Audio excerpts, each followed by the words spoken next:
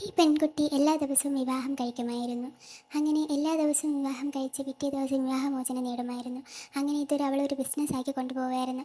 ചിലവർ കരാറിന് വേണ്ടി മാത്രം വിവാഹം കഴിക്കുന്ന രീതിയാണ് ഇവൾ ഉപയോഗിച്ചിരുന്നത്. നാട്ടുകാർ കളിയാക്കാതിരിക്കാനും അച്ഛനമ്മമാരുടെ സന്തോഷത്തിന് വേണ്ടിയും ചില ആൺകുട്ടികൾ കല്യാണം കഴിക്കാൻ വേണ്ടി നിൽക്കത്തില്ലേ, അപ്പോൾ അതേപോലെ ഇവൾ അതിന് വേണ്ടി ഭാര്യയെ തയ്യാറെടുക്കാൻ വേണ്ടിയിട്ട് കല്യാണം കഴിക്കും. ഇവർ അച്ഛനമ്മമാരുടെ പോകും, അവർക്ക് സന്തോഷമാകുമ്പോൾ ഡിവോഴ്സ് ആക്കും. അങ്ങനെ അവൾ കുറേ പണം സമ്പാദിച്ചു. അങ്ങനെ ഒരു രാജ്യത്ത് തന്നെ കല്യാണം നടന്ന ആ സ്ഥലത്തിലെ ആൾക്കാർക്ക് ഹോട്ടലുകാർക്കും ഒക്കെ ഇവളെ പരിചയമാവും. ഇവൾക്കതൊരു നാണക്കേട്. കുറേ കല്യാണം കഴിച്ചിട്ടുണ്ടെന്ന് അവർ വിചാരിക്കത്തില്ലേ, അപ്പോൾ ഇവൾക്കൊരു നാണക്കേട്. ഇവൾ പുറം രാജ്യത്തിൽ പോയി അവിടെ കല്യാണം കഴിച്ച് ഇതൊരു ബിസിനസ്സാക്കി തന്നെ മാറ്റും.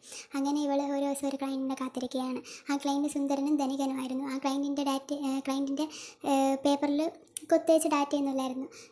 അങ്ങേരുടെ ഫോട്ടോയും പേരും അത്രയും തന്നെ ഉണ്ടായിരുന്നുള്ളൂ. പിന്നെ അങ്ങേരെ വിളിച്ചു. അങ്ങേര് വരാൻ വേണ്ടിയിട്ട് കോൾ വന്നുകൊണ്ടിരിക്കുകയാണെന്ന് പറഞ്ഞ് കോൾ കട്ട് ചെയ്തു.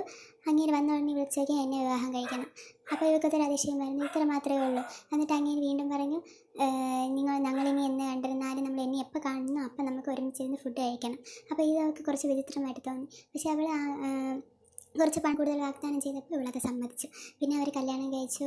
5 വർഷം അങ്ങനെ പോയി. അങ്ങനെ അവൾക്ക് 5 വർഷം കഴിഞ്ഞിട്ട് ഡിവോഴ്സ് ആവാൻ സമയമായി എന്നുള്ള തോന്നൽ വന്ന് ഇങ്ങനെ അവർ ഒരുമിച്ച് ഫുഡ് കഴിക്കുമ്പോൾ പറയാണ്, നമുക്ക് ഡിവോഴ്സ് ആവാം എന്ന് പറയാൻ വരുന്നതിന് മുന്നേ അവൻ പറയാണ് നമുക്ക് ഡിവോഴ്സ് ആവാമെന്ന്. അപ്പോൾ ഇതായിട്ട് അവൾ ഞെട്ടയാണ്. അതിൻ്റെ അടുത്ത പാർട്ട് നമുക്ക് അടുത്ത ഭാഗത്തിൽ കാണാം. അതുവരെ വെയിറ്റ് ചെയ്യൂ.